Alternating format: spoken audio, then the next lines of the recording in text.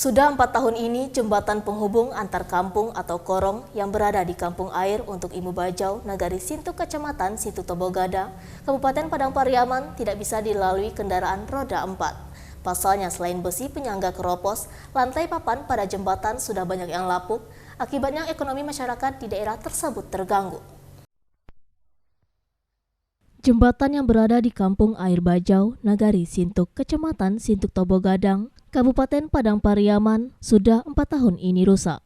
Dinding pengaman di salah satu pangkal jembatan sudah ada yang ambruk, besi penyangga juga sudah mulai keropos, dan lantai yang terbuat dari papan sebagian sudah ada yang lapuk.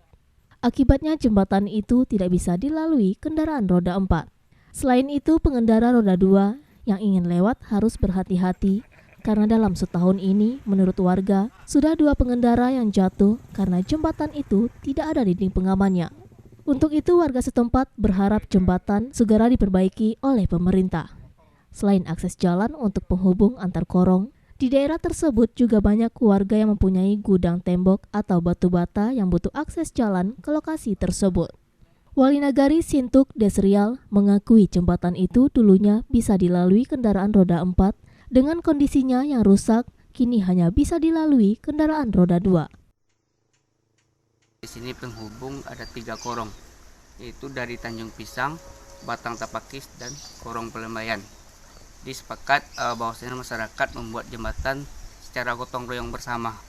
Itu bersama dulu sama TNI. Apa namanya dulu? Nunggal AMD. AMD dulu, Abri Masuk Desa bersama masyarakat seluruhnya membuat jembatan ini. Karena adanya prospek di dalam ini adalah perekonomian masyarakat pembuatan batu bata.